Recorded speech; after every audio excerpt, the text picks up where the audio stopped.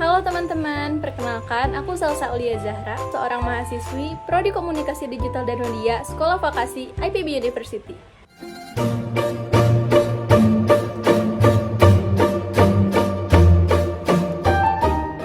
Teman-teman pada tahu gak sih, lulusan Prodi Komunikasi Digital dan Media bakal jadi apa ya? Aku kasih tahu satu contohnya ya, yaitu content writer.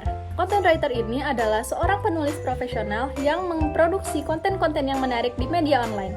Nah, konten yang mereka ciptakan bisa berupa artikel blog, postingan di media sosial, atau apapun yang mereka tulis di platform online. Teman-teman, aku juga bakal kasih tahu apa aja sih tugas content writer ini. Tugas yang pertama adalah menulis konten ataupun artikel yang bertujuan untuk mengedukasi dan memberikan informasi kepada pembaca. Nah, tugas yang kedua adalah melakukan research keyword yang relevan dengan industri bisnis ataupun perusahaan. Kemudian yang ketiga, mengoptimasi konten dengan menggunakan teknik SEO. Kemudian, tugasnya yang keempat adalah menulis judul dan meta description yang menarik untuk diklik dan dibaca. Nah, teman-teman, tugas yang kelima adalah menyelesaikan konten berdasarkan timeline yang sudah ditentukan. Kemudian, teman-teman juga pasti ingin tahu kan apa aja tanggung jawab content writer ini? Nah, sini yuk aku kasih tahu. Tanggung jawab yang pertama itu adalah membuat, mengelola, dan mendistribusikan konten. Tugas content writer ini bukan cuma menulis teman-teman, tapi juga mengatur jadwal tayang konten tersebut. Nah, kemudian tanggung jawab yang kedua adalah melakukan riset. Nah, riset itu penting ya teman-teman untuk mengetahui tren apa yang sedang booming di masyarakat. Tujuannya itu untuk menghindari hoax dan informasi yang tidak akurat. Kemudian, membuat panduan gaya penulisan. Kemudian, mengukur performa konten tersebut. Hal ini dijadikan sebagai bahan evaluasi untuk memproduksi konten-konten yang lebih baik selanjutnya. Kemudian, melakukan kolaborasi dengan beberapa pihak.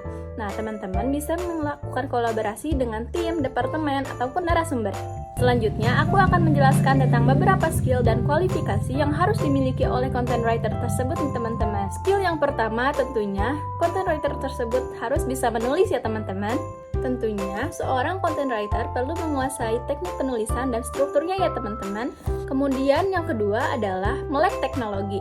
Nah, seorang content writer ini nggak boleh gaptek loh ya. Kemudian yang ketiga, content writer ini perlu up to date ya teman-teman. Content writer ini tentunya perlu peka terhadap tren ya teman-teman, karena kedepannya artikel yang ditulis harus sesuai dengan perkembangan. Skill yang keempat yang perlu dimiliki oleh content writer adalah skill kolaborasi. Dan yang kelima, content writer perlu menguasai riset keyword karena hal ini berkaitan dengan goal bisnis yang dimiliki oleh perusahaan tersebut.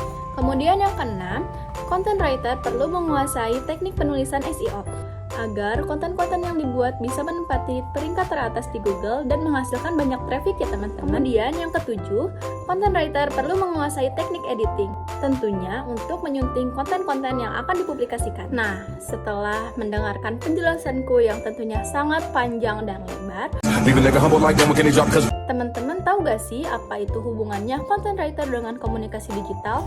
Nah, hubungannya itu adalah karena content writer adalah seseorang yang menulis dan merencanakan sebuah konten yang nantinya akan dipublikasikan kepada halayak, yang mana hal itu adalah bagian dari komunikasi. Kemudian, konten-konten yang sudah siap untuk dipublikasikan akan dipublikasikan menggunakan media digital ataupun platform online. Nah, teman-teman udah paham belum nih apa itu yang dimaksud dengan content writer?